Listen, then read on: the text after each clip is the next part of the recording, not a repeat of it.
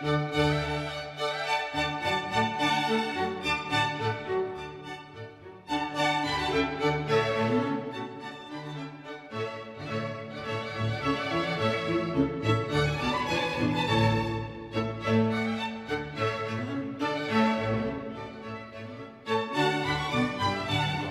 1895, en Davenport, Iowa, en Estados Unidos, Daniel David Palmer descubrió de forma azarosa cómo la posición de una vértebra podía influir sobre la capacidad de audición de una persona que trabajaba en su consulta, que se dedicaba a limpiar su consulta. Harvey Lillard fue el primer paciente quiropráctico, recibió el primer ajuste. Cuando le evaluó la columna vertebral, descubrió una vértebra que estaba desplazada, y esa vértebra desplazada hipotetizó que podía ser la causa de la pérdida de audición de este paciente, de su primer paciente. ¿Por qué la hipótesis? Porque el paciente había comenzado a perder audición a raíz de una caída que le había empezado a producir también molestias en la espalda. Entonces Daniel David Palmer descubrió la posición de la vértebra como un bulto en la espalda, corrigió la posición y a raíz de ese momento, de una forma realmente muy sorprendente, Harvey Lillard recuperó una parte importante de su audición.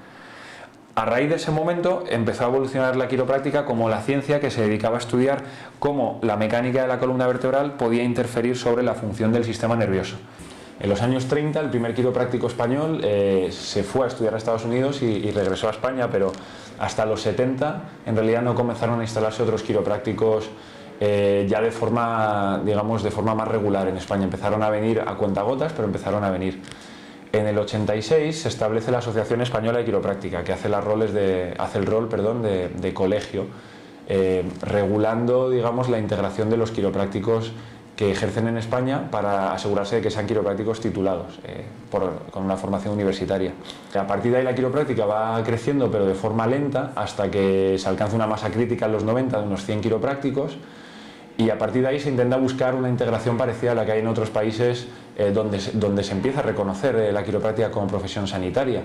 Esto ocurre en Francia, ocurre ya en el 2000 y algo en Italia, 2007 en particular, ocurre en Bélgica, en los países del norte, Suecia, Dinamarca, Finlandia, en el Reino Unido, y España se va quedando atrás. El reconocimiento de la profesión tiene que venir por parte del Ministerio de Sanidad, con quien hemos tenido conversaciones. Bueno, yo era muy joven, pero desde los años 80 en realidad, con los distintos ministros del PSOE, del PP, y he llegado a tener reuniones en los últimos años, y no hay digamos, una oposición a ello. El problema no es que se opongan al reconocimiento, sino que tampoco hay una voluntad.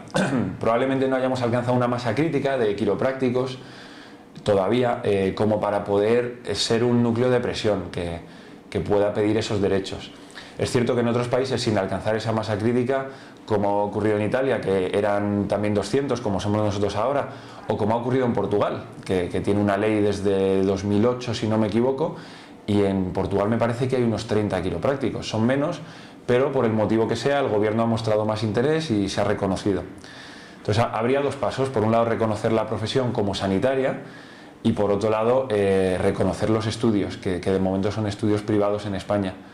En los países nórdicos, donde la seguridad social está muy avanzada, pues por ejemplo Islandia, Finlandia, Noruega, Dinamarca, te cubre baja, te permite ir al quiropráctico con el seguro nacional, el quiropráctico puede recetar, si es necesario, otro tipo de tratamientos o derivar a especialistas, está totalmente integrado en el sistema. Esto sobre todo en los países nórdicos, también existe en Inglaterra o en Estados Unidos, solo que sus sistemas de salud pública sabemos que no son exactamente el modelo nuestro.